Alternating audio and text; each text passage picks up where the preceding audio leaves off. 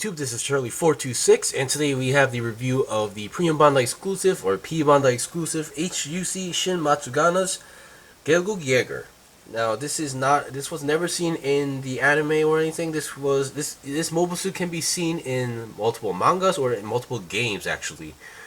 For me, the first time actually seeing this mobile suit, or this version of the mobile suit, was in the PSP game Gundam Battle Universe, if I remember correctly. And I think you can also see this in a manga that's basically like similar to Return of Johnny Raiden's, but it's like that, but Shin Matsunaga's version, basically.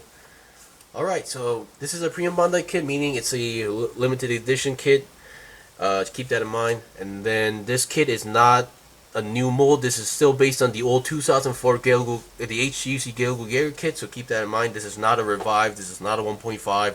There's no new mold. It's the exact same kit in a different color scheme with an extra sticker decal. So, yeah.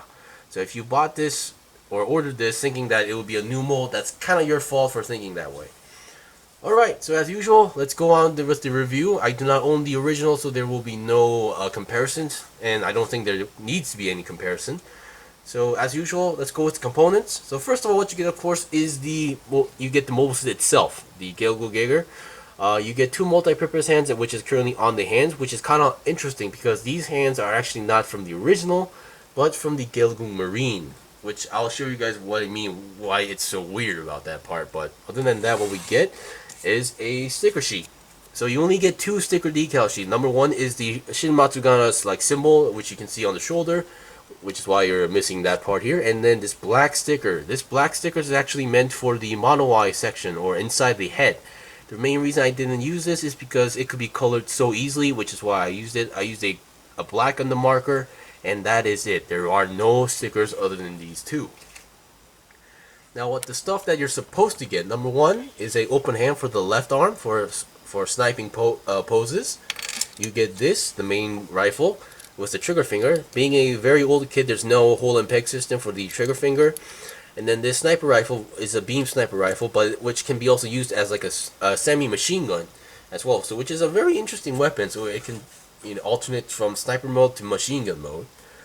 Even in Gundam Battle Operations 2, you can actually use this as well. And then we get two beam sabers, but this is the one of those very old ones, the single molded beam sabers. At least they are pink and clear, not the ugly plastic one. So I'll give it that, but it's still ugly. So other than that, we get some leftover polycaps. So there are only a few, nothing too special. We'll get leftover polycaps, and this is where those hands come from, which I find very odd. We get a whole Gelgoog Marine plate just because of those beam sabers and those hands. As you can see, the empty sections you see are for the hands. So very odd. So we get the feet section of another open hand, another trigger finger hand, the boosters that goes inside the legs, the knees, a lot of stuff. Alright, so let's go on with the review. So as mentioned, this is a very old kit, so being a 2004 kit, it has very limited articulation, so it does not have anything of what a modern kit would have. So let's look at the head first. But as a 2004 kit, I think they did a very good job in terms of color separation, because I was expecting a lot of stickers, but yeah, it's pretty well done, and the proportions seem pretty okay for its age, because some kits, like the older ones, sometimes they would have very awkward like proportions. Okay, so let's get the head. So the black sticker, as you can see, the black inside the head, that's supposed to be a sticker, but I just colored it in using Gundam black marker. And on the middle section, there's supposed to be oops, sorry about that. I just hit my camera. So on the middle of that, there's supposed to be a clear pink mono eye inside there. So it's only on the middle, you can't move it. But yeah, that was a pretty interesting aspect that I was not expecting, because usually old kits like this, what they would do is they would give you a black sticker, you put it on, and then they would make you slap another pink sticker on the middle or whatever position that you want. But yeah, I say that they did a pretty good job, and the 360 twist is possible on the head. Up and down, not so much. It doesn't really make a big difference. Okay, now let's get the head, body. Now that cockpit you see may look like a color separated piece, but it's technically molded on the back of the main waist section or the main lower body, so it just gives that illusion. And yeah, obviously the gray section has a hole, so yeah. It does not have an ab crunch, and it cannot go 360 because it's just on a single peg, and the waist section is actually colliding and not allowing it to go 360. So yeah, very old. It pretty much tells you that. And then here's the Shin Matsunaga symbol. This is one of those long stickers where you have to rotate to the entire shoulder. I'm not a big fan of this, but this time I just gave it a shot. And there's some excess sticker left, as you can see on the bottom section, which I might need to cut off. The arms. The arms, they can only bend 90 degrees. This is pretty much what you should expect from a kid like this. 3/6. Oh boy, that is not good. So nothing broke, but as you can see, the shoulder and the arm are separated pieces. So which is why it's kind of tricky to get the arm back inside, but I got that. And then 360 twist on the arm itself is possible. And entire rotating 360 is also possible as well. And you got your ball jointed hands. And you can go less than 90 degrees to the side because of the shoulder structure is colliding. Now let's look at the backpack. The backpack, very interesting. We have these extra fuel canisters which can move a little bit because they are all connected to the peg. Now I always thought these were connected to the backpack, but apparently at least for this kit, it's actually connected to the main body or back of the kit, not to the backpack. So I found that a little bit interesting. And we have the backpack, very Gym Command lookish, but yeah, that's just me. And we got an antenna out here. Just be careful not to break it because these are one of those parts where if you're not careful, you might accidentally, break it. And then on the back skirt, we got a lot of thrusters. And even on the backpack, there's like 1, 2, 3, 4, 5, 6, 7. There's like 7 thrusters on here, and then add 6 more to the back. Okay, now let's look at the waist. Now we got the waist. We have the front skirt that moves a lot. These do not come in. So these are actually separated single pieces. They're not ball joints. So yeah, they're just one of those T-shaped pegs. So yeah, they don't have much movement. And then we have this section right over here, the side skirt that moves a bit. Back skirt does not move, but inside the back skirt again, there's 5 more thrusters. So this thing is just like oozing with thrusters. And the main connection of the legs are ball joints. And regarding the arm, on top of the side arm, we have these beam machine guns that are connected.